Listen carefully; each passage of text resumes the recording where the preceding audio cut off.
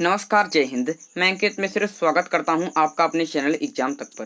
दोस्तों, उत्तर प्रदेश लेखपाल के लिए एक और इम्पोर्टेंट क्लास लेकर मैं आप सबके बीच एक बार फिर से उपस्थित हूं और आज की इस क्लास में हम देखने वाले हैं सामान्य अध्ययन के मोस्ट इम्पोर्टेंट 25 प्रश्न। दोस्तों, ये हमारी सामान्य अध्ययन यूपी लेखपाल की श्रृंखला का दूसरा वीडियो है। इससे पहले मैंने इसका एक वीडियो लिया था, जिस वीडियो की लिंक आपको डिस्क्रिप्शन लाइन मिल जाएगी और उत्तर प्रदेश संबंधी जितने भी वीडियो हमारे आए हैं उसकी आपको प्लेलिस्ट की लिंक भी मिल जाएगी, तो जाकर देख लीजिएगा। बहुत ही ज़्यादा इंपॉर्टेंट क्लास की पहली क्लास को उसको देखना ना भूलिएगा। और आज के इस 25 क्वेश्चन को, इस वीडियो को बिना स्किप किए पूरा अंत तक देखिएगा, क्योंकि यही क्वेश्चन है जो आपकी परीक्षा में बार बार पूछे जाते रहे हैं और इस बार भी आपकी परीक्षा में पूछे जाने तय हैं। तो चलिए दोस्तों, अपने पहले क्वेश्चन की तरफ चलते हैं। दोस्तों, आप अगर उत्तर प्रदेश संबंधित किसी भी एग्जाम की तैयारी कर रहे हैं तो सभी के लिए बहुत ज़्यादा इंपॉर्टेंट क्लास है। अगर आपके परीक्षा में जीएस के क्वेश्चन आते हैं तो यहाँ पर पहला क्वेश्चन है कि जो सरकारों को एकात्मक और संघीय रूप में वर्गीकृत करने का आधार क्या है। आपके पास ऑप्शन है केंद्र और राज्यों के बीच संबंध, सरकार के विधायिका, कार्यपालिका और न्यायपालिका पक्षों के बीच संबंध, विधायिका और कार्यपालिका के बीच संबंध, कि आपका डी ऑप्शन है कि कार्यपालिका और न्यायपालिका के बीच संबंध। तो दोस्तों, इसका ऑप्शन ए सही हो जाएगा कि केंद्र और राज्यों के बीच संबंध। सरकारों को एकात्मक और संघीय रूप में वर्गीकृत करने का आधार है कि केंद्र और राज्यों के बीच संबंध। नेक्स्ट क्वेश्चन की तरफ चलेंगे। दूसरा क्वेश्चन आपका कि लोकसभा के महासचिव की जो नियुक्ति है ये कौन करता है। तो आपके पास ऑप्शन है राष्ट्रपति, शासक दल का नेता, सी ऑप्शन है उपाध्यक्ष और डी ऑप्शन है अध्यक्ष। तो दोस्तों, इसका ऑप्शन डी से हो जाएगा कि अध्यक्ष। जो लोकसभा का अध्यक्ष होता है, जो आपका लोकसभा का अध्यक्ष होता है, ये लोकसभा के महासचिव की नियुक्ति करता है। दोस्तों, इससे रिलेटेड आपकी परीक्षा में 4 क्वेश्चन बार बार देखने को मिले हैं। चलिए मैं आपको सारणी दिखाता हूँ जो ये 4 क्वेश्चन परीक्षा में बार बार पूछे जाते हैं। इन 4 क्वेश्चनों को याद कर लीजिएगा। तो चलिए अब सारणी की तरफ चलते हैं। तो दोस्तों, ये है वो सारणी जिसकी मैं चर्चा कर रहा था कि ये आपके 4 क्वेश्चन परीक्षा में बार बार देखने मिलते हैं। पहला क्वेश्चन पूछता है कि प्रथम लोकसभा अध्यक्ष कौन थे। तो दोस्तों, प्रथम लोकसभा अध्यक्ष थे जीवी मावलंकर, जिनका पूरा नाम है गणेश वासुदेव मावलंकर। ये आपके प्रथम लोकसभा अध्यक्ष थे। इसके बाद परीक्षा में दूसरा क्वेश्चन पूछता है कि प्रथम महिला लोकसभा अध्यक्ष कौन थी। अभी आपने जाना कि प्रथम लोकसभा अध्यक्ष आपके जीवी मावलंकर थे। प्रथम महिला लोकसभा अध्यक्ष कौन थी। दोस्तों, आपकी ये मीरा कुमार थी। इसके बाद आपका तीसरा क्वेश्चन पूछता है कि प्रथम महिला राज्यसभा उपाध्यक्ष कौन थी। यहाँ पर आपने जाना कि प्रथम महिला लोकसभा अध्यक्ष कौन थी, तो मीरा कुमार। अब प्रथम महिला राज्यसभा की उपाध्यक्ष कौन थी। दोस्तों, वायलेट अल्वा थी। कौन थी? वायलेट अल्वा थी। और चौथा क्वेश्चन परीक्षा में बार बार देखने को मिला है कि प्रथम महिला लोकसभा महासचिव कौन है। तो प्रथम महिला लोकसभा महासचिव कौन है। दोस्तों, ये वेरी इंपॉर्टेंट क्वेश्चन है, इस क्वेश्चन को याद कर लीजिएगा। और दोस्तों, ये है आपके स्नेहलता श्रीवास्तव। जैसे भी अभी पीछे मैंने आपको कराया कि लोकसभा के महासचिव की नियुक्ति आपके लोकसभा अध्यक्ष करता है, तो प्रथम महिला लोकसभा महासचिव कौन है, तो आपकी स्नेहलता श्रीवास्तव। और इनकी नियुक्ति 2017 में हुई है, इस बात को याद रखिएगा। चलिए अब अपने क्वेश्चन की तरफ चलते हैं।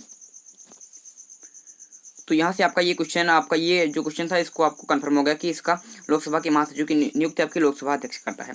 तीसरा क्वेश्चन है कि उच्चतम न्यायालय जिसे हम कहते हैं सुप्रीम कोर्ट, तो इसके जो न्यायाधीश होते हैं किस आयु तक पद पर रहते हैं। तो किस आयु तक पद पर रहते हैं। दोस्तों, इसका ऑप्शन आपका ये हो जाएगा कि 65 वर्ष तक। आपके उच्चतम न्यायालय के न्यायाधीश क्या है, आपके 65 वर्ष तक पद पर रहते हैं। और दोस्तों, यहाँ पर अगर आपसे हाई कोर्ट के बारे में पूछता तो आपका ऑप्शन डी हो जाता कि 62 वर्ष। एक होता है उच्चतम न्यायालय, एक होता है उच्च न्यायालय। तो उच्च न्यायालय को इंग्लिश में कहते हैं हाई कोर्ट और उच्चतम न्यायालय को इंग्लिश में कहते हैं सुप्रीम कोर्ट। तो अगर आपको हाई कोर्ट पूछे तो 62 वर्ष और सुप्रीम कोर्ट पूछे तो आपका 65 वर्ष। यहाँ पर आपसे सुप्रीम कोर्ट पूछा गया था तो ऑप्शन डी आपका सही हो जाता। नेक्स्ट क्वेश्चन की तरफ चलेंगे कि निम्न में से किसकी अध्यक्षता असदस्य द्वारा की जाती है। तो यहाँ पर आपको 4 विकल्प दिए गए हैं। पता ना किसकी जो अध्यक्षता है ये असदस्य द्वारा की जाती है। विधानसभा की, विधान परिषद की, लोकसभा की कि राज्यसभा की। बताइए दोस्तों, इसका सही उत्तर क्या होगा। तो दोस्तों, इसका आपका ऑप्शन डी हो जाएगा कि राज्यसभा। दोस्तों, भारत का जो उपराष्ट्रपति होता है वो राज्यसभा का पदेन सभापति होता है। दोस्तों, वह सदन का सदस्य नहीं होता है। जिस सदन आपसे राज्यसभा सदन का क्या होता है, सदस्य नहीं होता, लेकिन फिर भी आपका राज्यसभा का आपका अध्यक्ष होता है। और दोस्तों, अन्य सभी सदनों के अध्यक्ष सदस्यों में से ही नियुक्त किए जाते हैं, लेकिन जो आपका राज्यसभा का अध्यक्ष होता है ये आपका उपराष्ट्रपति होता है, जो राज्यसभा का आपका सदस्य नहीं होता है। तो आपका ऑप्शन डी सही हो जाएगा। नेक्स्ट क्वेश्चन तरफ चलेंगे कि भारतीय रियासतों के एकीकरण में प्रमुख भूमिका किसने निभाई थी। जो भारतीय रियासतें थी इसके एकीकरण में प्रमुख भूमिका किसने निभाई थी। तो आपका ऑप्शन ये हो जाएगा कि वल्लभ भाई पटेल, सब जानते हैं। और एक नाम है आपका वीपी मेनन। तो वल्लभ भाई पटेल और वीपी मेनन जो थे, इन्होंने भारतीय रियासतों को एकीकरण करने में प्रमुख भूमिका निभाई थी। याद रखिएगा, बहुत ही ज़्यादा इंपॉर्टेंट क्वेश्चन है दोस्तों। सरदार वल्लभ भाई पटेल और वीपी मेनन के निरंतर प्रयासों ने भारत को सैकड़ों स्वतंत्र रियासतों के एकीकरण में महत्वपूर्ण भूमिका निभाई। दोस्तों, हैदराबाद, जूनागढ़ एवं कश्मीर रियासतों को भारत में विलय करने हेतु वल्लभ भाई पटेल ने भरसक प्रयास किए थे, जिसके लिए दंडात्मक कार्यवाही का सहारा भी लेना पड़ा था। याद रखिएगा, बहुत ही ज्यादा इंपॉर्टेंट क्वेश्चन है। नेक्स्ट क्वेश्चन तरफ चलेंगे। यहाँ पर आपका पांचों क्वेश्चन तरफ चलेंगे। पांचों क्वेश्चन तो हो गए। अब छठे क्वेश्चन तरफ चलेंगे कि निम्न में से कौन सा वायसराय अपनी अंडमान यात्रा के दौरान एक दोषी का शिकार बन गया था। तो आपको बताना है कि वह कौन सा वायसराय था जो अपनी अंडमान यात्रा के दौरान एक दोषी का शिकार बन गया था। दोस्तों, इसका ऑप्शन सी, आपका ऑप्शन डी से हो जाएगा कि मेयो। कौन? मेयो। दोस्तों, 8 फरवरी 1872 को पोर्ट ब्लेयर में एक अफगानी पठान आपके शेर अली ने एक अफगानी पठान शेर अली जो था इसने लॉर्ड जो मेयो हैं इनकी हत्या कर दी थी। लॉर्ड मेयो की हत्या कर दी थी। दोस्तों, लॉर्ड मेयो के बारे में एक क्वेश्चन परीक्षा में बार बार पूछा जाता है कि जिन्होंने जनगणना का शुभारंभ किया, जनगणना जो होती है इसका शुभारंभ किस वायसराय ने किया था। तो आपको मेयो ने ही किया था। और इनको आपका ऐसे वायसराय थे जिनके अंडमान यात्रा के दौरान एक दोषी का शिकार बन गए थे, इनकी हत्या उसने कर दी थी। तो कौन था वो? आपका शेर अली था। नेक्स्ट क्वेश्चन तरफ चलेंगे कि किसी फर्म द्वारा उत्पादन की एक अतिरिक्त यूनिट पैदा करके कुल लागत में वृद्धि को क्या कहते हैं? बताइए दोस्तों। आपके पास 4 ऑप्शन है: सीमांत लागत, विकल्प लागत, परिवर्ती लागत की औसत लागत। तो किसी फर्म द्वारा उत्पादन की एक अतिरिक्त यूनिट पैदा करके कुल लागत में वृद्धि को क्या कहते हैं? तो दोस्तों, उसे सीमांत लागत कहते हैं। याद रखिएगा, परीक्षाओं में बार बार पूछा गया है। नेक्स्ट क्वेश्चन तरफ चलेंगे कि किसी पूर्ण स्पर्धी बाजार में किसी फर्म की औसत आय सीमांत आय से अधिक होती है। सीमांत आय और औसत आय कभी बराबर नहीं होती। औसत आय सदा सीमांत आय के बराबर होती है कि सीमांत आय औसत आय से अधिक होती है। बता दोस्तों, सही उत्तर क्या होगा? दोस्तों, ये हमारे जनरल नॉलेज का क्वेश्चन है। सारे आपके क्या है? आपके सामान्य अध्ययन के क्वेश्चन है। परीक्षाओं में बार बार ये क्वेश्चन बार बार पूछे गए हैं। और इसकी पहली क्लास को देख लीजिएगा, वहाँ पर भी मैंने आपको क्वेश्चन कराए हैं। इस वीडियो की लिंक आपको डिस्क्रिप्शन लाइन में मिल जाएगी। दोस्तों, यूपी लेखपाल संबंधित सभी जितने भी आपके वीडियो कराए गए हैं, सारी वीडियो की एक प्लेलिस्ट है। उस लिस्ट की लिंक भी मैं आपको डिस्क्रिप्शन में प्रोवाइड करा दूंगा, जाकर देख लीजिएगा। तो यहाँ पर आपका ऑप्शन दोस्तों बी हो जाएगा कि सीमांत और औसत आय कभी बराबर नहीं होती। तो किसी पूर्ण स्पर्धी बाजार में आपकी सीमांत आय और औसत आय कभी बराबर नहीं होती है। नेक्स्ट क्वेश्चन तरफ चलेंगे कि वर्ष के दौरान किसी खेत में एक से अधिक फसल पैदा करने को क्या कहते हैं? तो एक वर्ष के दौरान, यहाँ पर एक वर्ष लिखनी चाहिए, एक वर्ष के दौरान किसी खेत में एक से अधिक फसल पैदा करने को क्या कहते हैं? तो दोस्तों, इसे कहते हैं बहुशस्योत्पादन। क्या कहते हैं? बहुशस्योत्पादन। दोस्तों, इसे इंग्लिश में कहते हैं मल्टीपल क्रॉपिंग। क्या कहते हैं? Multiple cropping. चाहे आपको इंग्लिश में ऑप्शन आए, चाहे आपको हिंदी में आप कर लेंगे। हिंदी में कहेगा तो कहेगा बहुशस्योत्पादन और इंग्लिश में मल्टीपल क्रॉपिंग। नेक्स्ट क्वेश्चन की तरफ चलेंगे। यहाँ पर नेक्स्ट क्वेश्चन है कि सकल घरेलू उत्पाद जीडीपी और सकल राष्ट्रीय उत्पाद जीएनपी के बीच मुख्य अंतर क्या है? पूंजी उपभोग छूट, पूंजीगत लाभ, अंतरण भुगतान की विदेशों में शुद्ध विदेशी आय। तो दोस्तों, इसका सही उत्तर जाएगा कि विदेशों में शुद्ध विदेशी आय। क्या है आपके? ये सकल घरेलू उत्पादन जीडीपी और जीएनपी सकल राष्ट्रीय उत्पादन के बीच मुख्य अंतर है कि विदेशों से शुद्ध विदेशी आय। नेक्स्ट क्वेश्चन तरफ चलेंगे, आपके ग्रामर क्वेश्चन की तरफ। तो यहाँ पर आपका एक ग्रामर क्वेश्चन है कि जो नाबार्ड है आपका, ये क्या है? तो दोस्तों, ये आपका एक वित्तीय संस्था होती है। याद रखिएगा, बहुत ही ज़्यादा इंपॉर्टेंट क्वेश्चन है, परीक्षा में बार बार पूछा गया है। यहाँ पर दोस्तों आपके हिस्ट्री के, आपके साइंस के, आपके अर्थशास्त्र के, आपके पॉलिटी के सारे क्वेश्चन मिक्स हैं, क्योंकि ये जनरल नॉलेज का क्वेश्चन है।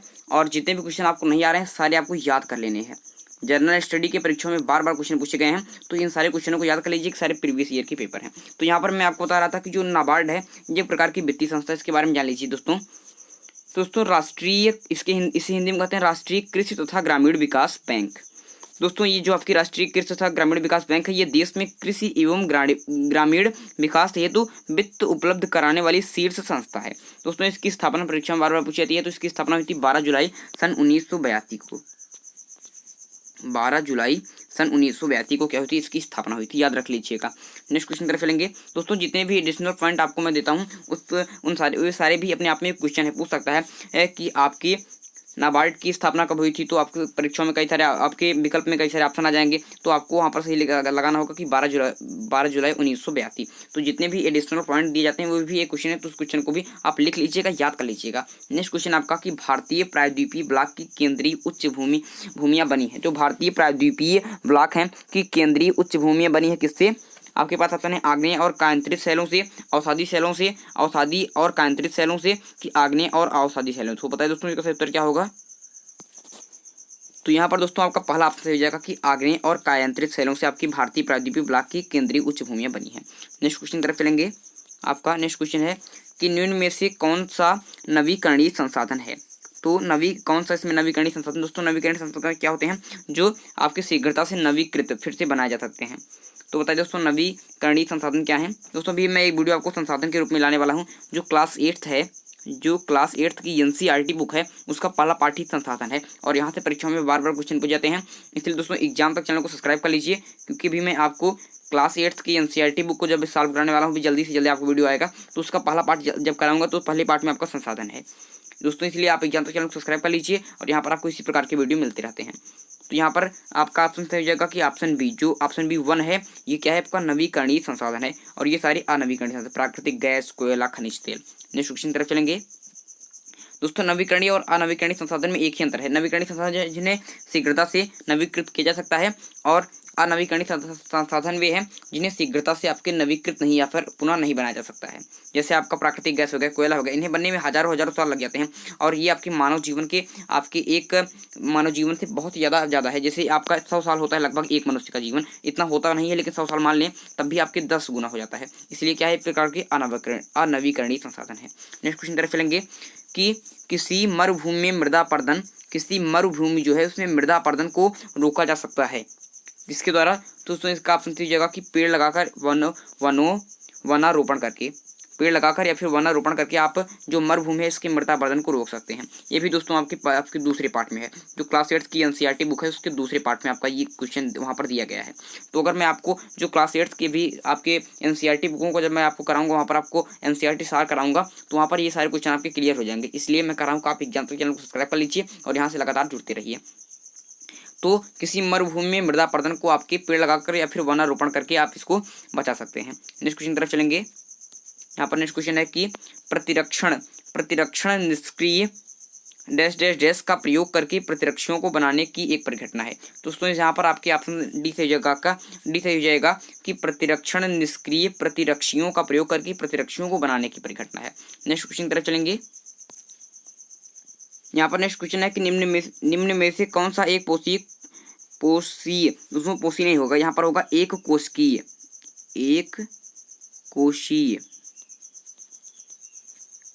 तो निम्न में से कौन सा एक कोशीय परजीवी है। तो यहाँ पर आपके ऑप्शन दिए गए हैं एस्केरिस, केंचुआ, हाइड्रा या फिर फैसियोला।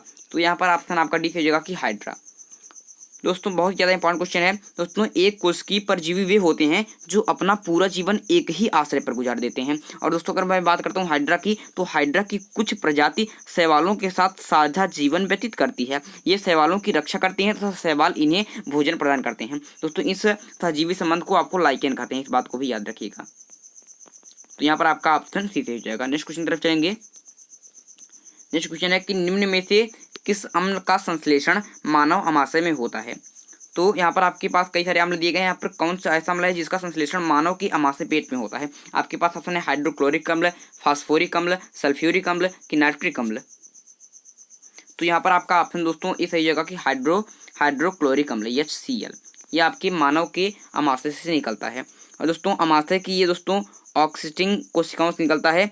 और हाइड्रोक्लोरिक जो अम्ल होता है ये भोजन के साथ आए हुए जीवाणुओं को नष्ट कर देता है तथा एंजाइम की क्रिया को तीव्र कर देता है।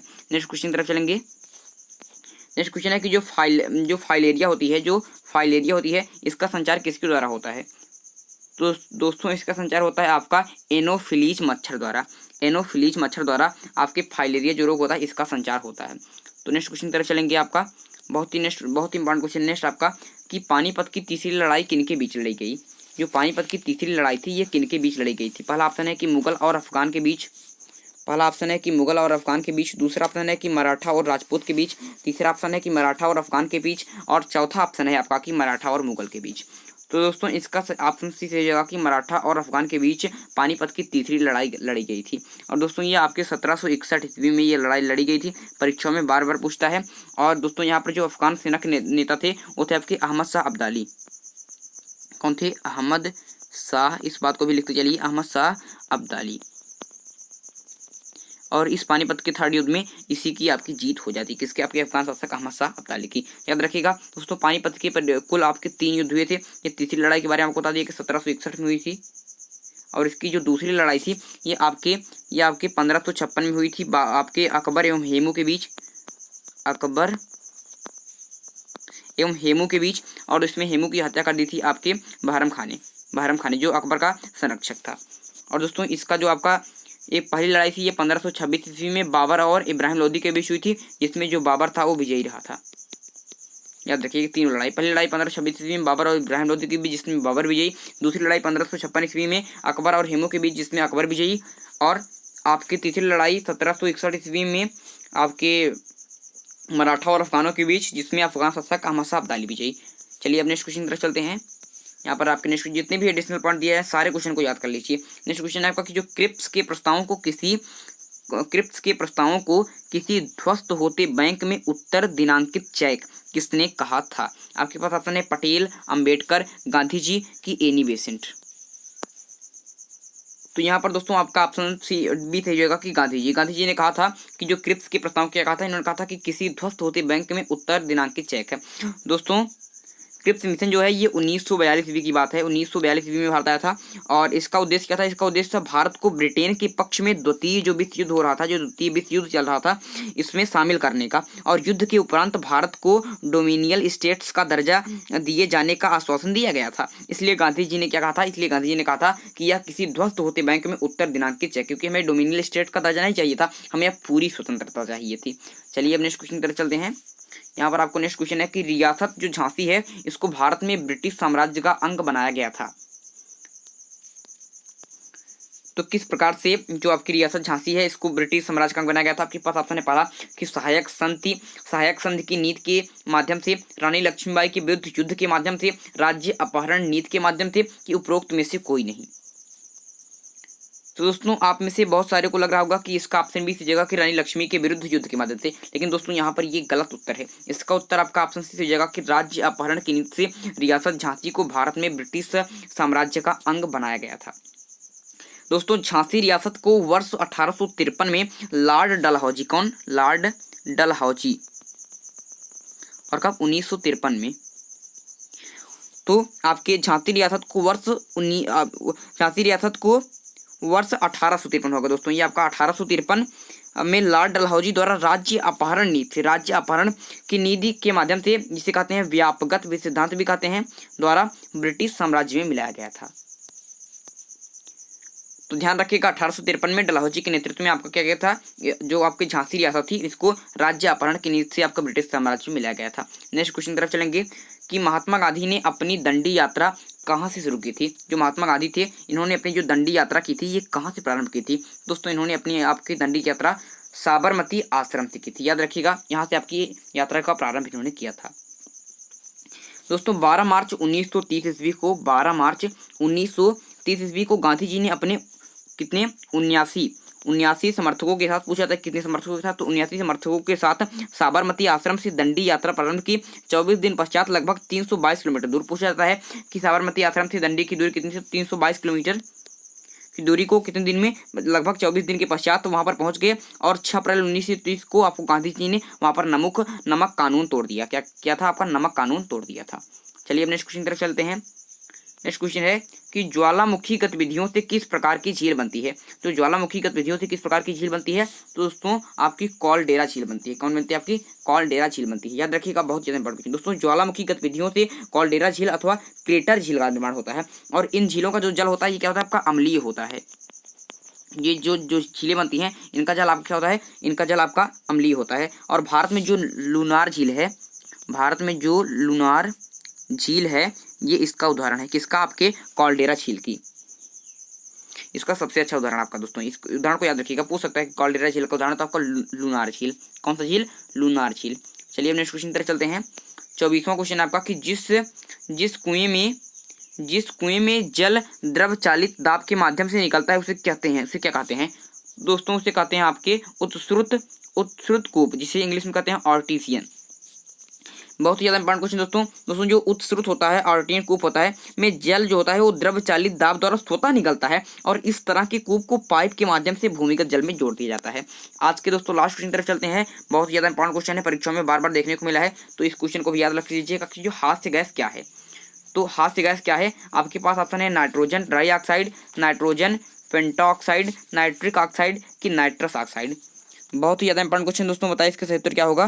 तो दोस्तों इसका सही उत्तर हो जाएगा कि नाइट्रस ऑक्साइड। और ये थे आज के हमारे मोस्ट इंपॉर्टेंट 25 क्वेश्चन। उम्मीद करता हूँ कि आपको 25 में से 20 के एबव क्वेश्चन सही होंगे। अगर आपके 18-20 क्वेश्चन सही हो रहे हैं तो समझ लीजिएगा कि आपकी तैयारी बेहतर चल रही है, और इतने क्वेश्चन आपको सही नहीं हो रहे हैं तो अपनी तैयारी को आपको सुधारने की जरूरत है। और इसीलिए एग्जाम तक चैनल के साथ जुड़ जाइए। यहाँ पर आपको नियमित रूप से आपके टेस्ट सीरीज कराई जाती है, जिससे अपने आप को आप रखते रहेंगे, अपने आप को पहचानते रहेंगे कि आप कितने पानी में हैं। और टेस्ट देना बहुत ज़्यादा इंपॉर्टेंट होता है। और इसकी जो फर्स्ट क्लास है जिसमें आपको 25 क्वेश्चन कराए गए हैं, उस क्लास को भी देखना ना भूलिएगा, क्योंकि वहाँ पर भी कई सारे इंपॉर्टेंट क्वेश्चन आपके कराए गए हैं और भी परीक्षा के लिए क्या है, बहुत ही ज़्यादा इंपॉर्टेंट है। और दोस्तों अभी हिंदी की क्लासें आपकी आने वाली हैं, अभी आपके हिंदी की क्लासें आएंगी। ये दोस्तों आपकी हिंदी की क्लास होगी जिसमें आपको 25 क्वेश्चन कराए जाएंगे। दोस्तों आपको पता ही होगा कि यूपी लेखपाल में आपके कुल 4 विषय पूछ जाते हैं, आपके हिंदी के, मैथ के, उसके बाद जीके के, फिर ग्रामीण विकास योजना के। तो वहाँ पर आपके 25 क्वेश्चन पूछ जाते हैं। तो 25 क्वेश्चन आपका हिंदी का रहता है, 25 क्वेश्चन जीके का। तो जीके के 25 क्वेश्चन आपने कर लिए और हमारे चैनल को सब्सक्राइब कर लीजिए, क्योंकि अभी मैं कल परसों में आपको ये हिंदी का पेपर भी करा दूंगा। तो आप ये 25 क्वेश्चन कर लेंगे तो आपके लिए काफ़ी ज़्यादा इंपॉर्टेंट रहेगा ये। और उसके बाद अगर आप आरआरबी एनटीपीसी के एग्जाम की तैयारी कर रहे हैं तो मैं आपको साइंस के लिए भी वीडियो लाने वाला हूं। अभी कल परसों में आपका ये वीडियो आ जाएगा, इसमें भी आपको 25 क्वेश्चन करे जाएंगे साइंस के। तो इस वीडियो को अगर आपको देखना है तो इसलिए एग्जाम चैनल को सब्सक्राइब कर लीजिए। और जो आपको ये मैंने 4 बात बताई थी, इस बात को भी याद रख लीजिएगा कि प्रथम लोकसभा अध्यक्ष जीवी मावलंकर, प्रथम महिला लोकसभा अध्यक्ष मीरा कुमार, प्रथम महिला राज्यसभा उपाध्यक्ष वायलेट अल्वा, प्रथम महिला लोकसभा महासचिव स्नेहलता श्रीवास्तव। तो उम्मीद करता हूं कि दोस्तों कि ये सारे क्वेश्चन आपको बहुत अच्छे से समझ में आए होंगे। अगर आपको यह वीडियो अच्छा लगा तो वीडियो को सबसे पहले लाइक कर दीजिए, चैनल को सब्सक्राइब कर लीजिए, यहाँ पर आपको इसी प्रकार के वीडियो मिलते रहते हैं। और इस वीडियो को अपने मित्रों के साथ शेयर कर दीजिए, क्योंकि जो भी आपके एग्जाम्स की तैयारी करें तो सबके लिए बहुत ज़्यादा इंपॉर्टेंट क्लास, सभी इसको शेयर कर देंगे। चलिए दोस्तों आज के लिए आपसे लेते हैं विदा, अगले वीडियो में एक नए टॉपिक के साथ फिर होगी मुलाकात। तब तक के लिए मुझे दीजिए इजाजत। मैं हूँ अंकित मिश्रा और आप देख रहे हैं एग्जाम तक। धन्यवाद।